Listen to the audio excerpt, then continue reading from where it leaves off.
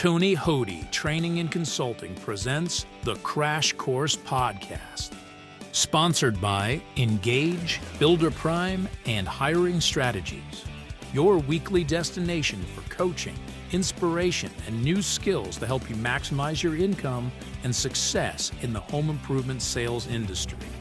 Here are your hosts, sales and training experts, Phil Wiley and TJ Parsons. Hello, everyone, and welcome back to the Crash Course Podcast. My name is TJ Parsons, and I'm joined by Phil Wiley. And today we are talking about one of the easiest closes that you'll ever learn. Phil, take it away. How you doing, TJ? Doing good. How about you? I am good, man. It's going to be a great weekend. But I have a simple question for you. You know, you've been in sales now for, 20 years of your life? Yes. Mm-hmm. When do you think, out of those 20 years, when do you think you were the best closer that you've ever been? Anytime in your life? I know the answer, but I think most people would say right now. Right now, right? Or right when you came out of an initial training and you knew everything, or maybe after you've been on the job for a few years. But I want to take you back in time real quick, TJ. I want to take you back to your childhood. When you were a kid and you got drug off to the store with your mom and you're walking around the store and she finally gets up to check out and she's loading up the belt with the groceries, and you reach over and you grab a candy bar off the shelf and you throw it up on the belt, and your mom sees you and she says, TJ, put that back. And you looked at her and you came up with the greatest close of all time. You looked at her and you said, what? I said, why? Why? And then of course, all moms have the very first response. They're all programmed because I said so. That's always the first response.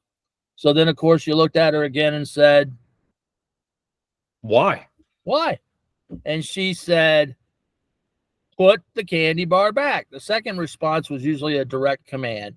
And then you came back with one more why, and then she gave you the reason why. And she said, because it will ruin your dinner. And that's when you sat back for a minute, you used your creative personality to come back with the greatest response. And it was your first time ever you did one of the if I could, would you closes. You said, if I could wait till after dinner, would you let me have the candy bar? And now mom's frustrated and she's like, TJ, just put the candy bar on the belt and shut up. And that was your first close, your greatest close.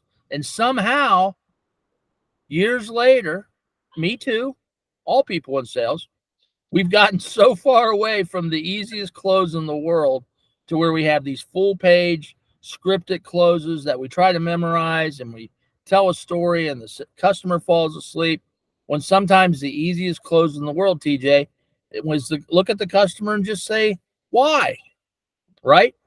So TJ's just given a world-class presentation and he's laid down price. He's ready to ask me to buy. And I look at him and I say, well, TJ, I'm going to need to get 2 to 3 other estimates before I'm ready to make a decision. Why?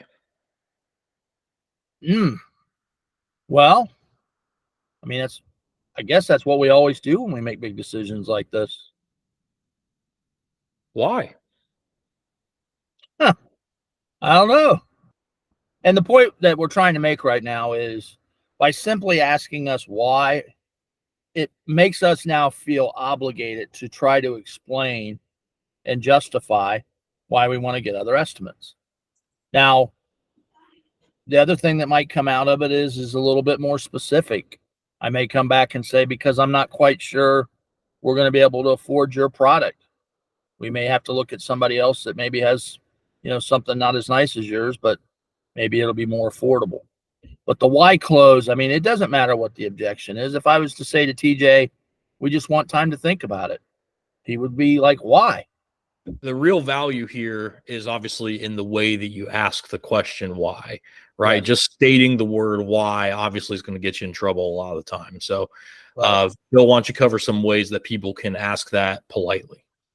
Yeah, I mean, first of all, a smile goes a long way. And when you got a smile on your face and you're like, well, why? And especially if you've built a good relationship with the homeowner, um, the last thing they want to do is upset you or disappoint you if you've built the right relationships. Because keep in mind, the whole concept that we've always been taught is if we do a world-class presentation, the logical thing for somebody to do is buy. So if we know we've done a world-class presentation and we ask somebody to buy and they give us an objection, why is a good logical response, in my opinion. So the why close, if you need a copy of it, you can go to our website. I'm just kidding. It's just the word why, but it is a great close. Learn to use it, role play it. Don't get yourself in trouble with it, but throw it out every once in a while, and you'll be amazed at how many deals you'll turn around just simply by asking the word why. I always referred to it in training, TJ, if you remember. I used to always use that close and talked about playing tennis or ping pong. The goal is just get the ball back over the net. Get them talk, keep them talking. When they talk, they either talk themselves into doing it, they talk each other into doing it, or they tell you what you need to know to close. So sometimes it's best to just be quiet, keep your close simple, just a simple why, and the homeowner will do all of the work for you. Speaking of world-class presentations, TJ, we've always been taught that the sale is the logical thing to do after a world-class presentation, or it should be the next step. But it doesn't always work out that way, does it, TJ? No, there will be situations where you give your best effort. It's one of the best demonstrations that you've ever done, and yet it still does not result in a sale. That does happen from time to time. Yeah, and one thing to keep in mind when a customer tells you they need to get 2 to 3 other estimates, or they need to think about it, that you generally means one of two things. One is they're just being nice and they don't want to tell you no. And they have zero intentions of thinking about it any longer than you walking out the door. They're not going to call anybody else and get another quote. I mean, how many times have you went back on a lead that your company missed, let's say 5 years ago, and the objection was, we want to get other estimates? And you go back 5 years later and you say, well, did you get your other estimates? Nah, we never did that. I mean, it's just the way it goes sometimes. Now, the other side of the coin is there are people that legitimately plan on getting another estimate, and they legitimately plan on thinking about it. They like you. They like everything you had to show them. They're pretty comfortable that they're going to do it. They're just somebody that always gets a second quote, or somebody that really does think about it before they make a decision, at least a day or two. And they're sincere in what they're telling you. Here's the problem. Right now, they're very emotional about the decision. They're very emotional about replacing their windows or remodeling their bathroom or their kitchen. They also have all of the information. Tomorrow, they're going to forget 50, 60% of the stuff that we covered. The emotion's going to wear off. The number one thing they're going to remember is the price that you left them. They're going to keep thinking about that price. They may mention it to a family member. They may mention it to somebody at work. Then they're going to start to hear, oh, wow, that's a lot of money to do that. I know somebody that can do it cheaper. So somebody that was very sincere when they said, hey, we're going to get other quotes or we need to think about it, that could completely change on you in a minute. So that's why we are such believers in the one call, one close.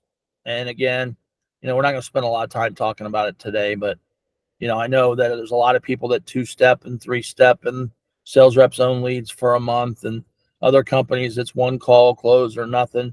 But obviously our goal is to always earn somebody's business on initial presentation. And there's professional ways to do that, but it also benefits the homeowner, believe it or not, to make a decision while you're there. because they have the most information they're ever going to have to make a good decision. When they make a decision tomorrow, they're making it with half of the information. And, it might be a good decision, it might be a bad decision. So we're big believers in the one call, one close. Absolutely. I think one of the reasons the Y close is so effective is, like you said, it's about getting the ball back over the net. It's about continuing the conversation. That's oftentimes what closing really is just keeping the conversation going instead of just walking away the second you get one objection, right? Yeah. And I think one of the most effective tools we have for that is a close that we've titled the 4-square close. So, Phil, why don't you give them a sample of that? Yeah, I think this is a great close whenever we want to get other estimates or they want to think about it. And I say to them, you know what, John and Mary, I've done this for a long time. I've taught to a lot of customers. And when they tell me they want to think about it, or they tell me they want to get another quote, it usually means one of four things. Maybe it's my company. Maybe there's something about my company they're not comfortable with. Maybe they want to research our reputation a little bit more. Maybe there was something about our service or the warranty or how we do the projects and how we communicate that they're not comfortable with. Um, Sometimes it's the product. Maybe it's not exactly what they were looking for. Maybe they're looking for a style we don't sell, a color we don't have. Maybe there's just something about my product. Sometimes it's me. Maybe they don't feel I can deliver everything that I promised them, or maybe I've done something along the way to lose their trust, or maybe it's something to do with the money, the overall price, the initial investment, the monthly investment. John and Mary, which one is it for you? Is it my company? Is there something about my company you're not comfortable with, Mr. Parsons? No, I love your company. Everything about it sounds great. Is it anything to do with my product? No, we loved everything you showed us. The colors were great. It's perfect. I know I'm nervous to ask this, but is it me? Have I done something to upset you, or have I lost your trust in any way? No, you're fantastic. You're great. Don't worry about that. Okay. So it must be something to do with the money. Believe it or not, that's what I hear the majority of the time. Let me ask you a question, Mr. Parsons. What's more concerning to you? Is it the overall price of the project, or is it the monthly investment? I think it's just the overall price. Okay. Okay. Now, if we hear it's the overall price, obviously we've got a lot of closes that you can use to handle that. So one of the things that I love to ask a customer when they say it's the overall price is a simple question. When you say it's the overall price, Mr. Parsons, are you saying that you don't feel our product is worth how much we're asking for? Or are you saying it's more than you want it to invest in a project like this? Yeah, I think it's just more money than we thought it was going to be. Before you got here, we thought it was going to be maybe $5,000 or $6,000, and everything you showed us, clearly we were very wrong about that. We just weren't anticipating 15,000. I got you. So another question for you. Would you rather spend a little bit more than you planned on to get a product that performs like it's supposed to? Or would you rather spend a little bit less than you should have, only to have to pay a fortune a few years down the road to repair or replace that project? Yeah, I'd rather spend the money now and get it done right. Right. Obviously, when it comes to your most valuable possession, your home, and a project like this, you want to spend a little bit more. I mean, realistically, TJ, if you find out down the road that you could have got this done for just a little bit less, what's the worst thing that happened to you? You spent a little more money than you wanted to. Right. But if you don't spend enough money and you have to repair or replace this down the road, now what's the worst thing that happened to you? Probably have to redo a whole project and kind of start this whole process all over again. And you spent a lot more than you needed to, right? Yep. Welcome to Rhino Remodeling. We're going to do a great job for you. So that to me is one of the easiest ways to handle price. If they stick the price, we've got tools to isolate that. And then obviously you have closes that you can handle. But a lot of times that's just common sense conversation. It makes sense and you close the deal. Sometimes they may say it's the monthly payment. And a simple question to ask there is, let me ask you a question, Mr. Parsons. How much too much is $180 a month? Is it $20 too much? $40 too much? One of the things that I've been doing a lot of research on lately, and I know we're going to be talking about it at our upcoming webinar, is how much closing rates and average tickets go up when companies close using financing as a tool. And I'm telling you right now, folks, if you are not offering your homeowners financing, or if your sales reps are not well trained on how to discuss financing, you need to get on the horn and get a hold of TJ and I, and bring us in and let us work with your group. But if you want to see your average tickets go up and you want to see your close rates and net rates go up, you need to become experts at selling financing. If you don't see roughly about 60% of your total business come from financing, even a little bit more, but 60% should be the threshold, then you are leaving food on the table. You are leaving deals on the table. There's money to be made out there. There are plenty of people that need financing or want financing.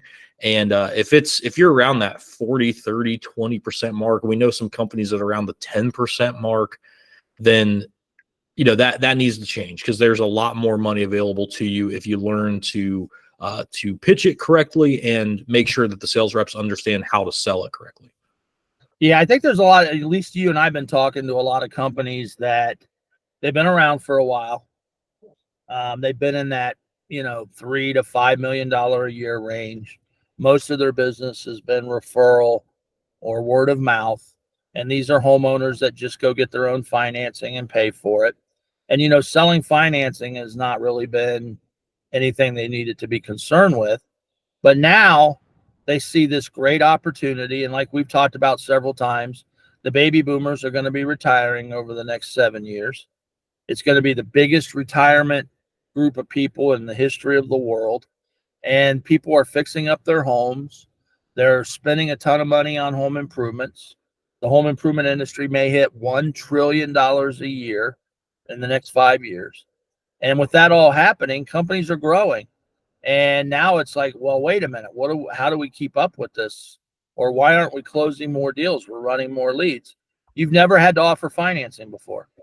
Now you do. Now it needs to become a weapon in your arsenal, and you'll be shocked at how many more deals you can get. And most importantly, that the average tickets. I mean, there's a report I read over the weekend, and it's a smaller ticket because it's a home service type project, but the projects were going up 92% when they offered financing versus not offering financing.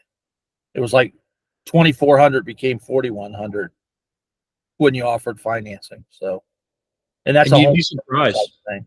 Yeah. Yeah. And you'd be surprised to see how many people that would typically pay cash for a project like this end up switching to something like a no interest plan and then doing more work because they don't have to put all that money up front. So it can not only elevate your close rates by getting deals you wouldn't have normally gotten, but it can raise your average ticket by adding more to the deals you do get. Yeah. And it also takes that problem away that some homeowners have is, do we do this or do we do that? Right? Do we remodel our kitchen this year or do we put the new roof on our house? Well, what if you could do both? What if you didn't have to put either one of them off? Where in the past, we've saved up X amount of money. We do a project every couple of years. Well, now we have two or three projects we need to get done, but we can't afford to get them all done because we don't have enough cash saved up. Well, take advantage of the low interest rates. Believe it or not, right now, interest rates on unsecured financing in a lot of cases is lower than getting a second mortgage or a home equity line of credit. And you don't have all the fees. You don't have all the closing costs. You don't have prepayment penalties. I mean, it makes a lot of sense right now to take advantage of financing. So anything else we want to add to this, TJ, or we want to close her down?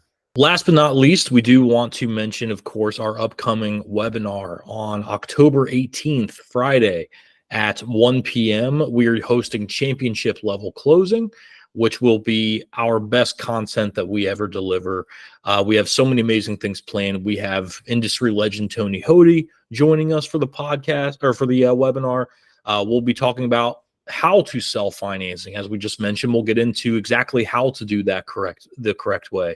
We're going to talk about ways to create instant urgency when you deliver the price, and making sure that you have a compelling method of laying down price that creates that urgency and gets buy-in from the customer every single time. So it's going to be amazing. It's sponsored by Builder Prime and Engage. And we're still running a special right now. $2.99 gets you access for you and your entire team to join us on that webinar. So we really hope to see you there. Yep, and we're going to have some great handouts for you and some great tools to use. So make sure you get registered as soon as possible. And again, thank you to all of our sponsors. Thank you, TJ, for putting all this together. And as always, guys, go sell something. And if you or your business is in need of training, recruiting, process development, or consulting, you can contact us here at Tony Hody Training and Consulting by visiting tonyhody.com. Click the Contact tab and enter your information for a free consultation to see how we can help you grow your business.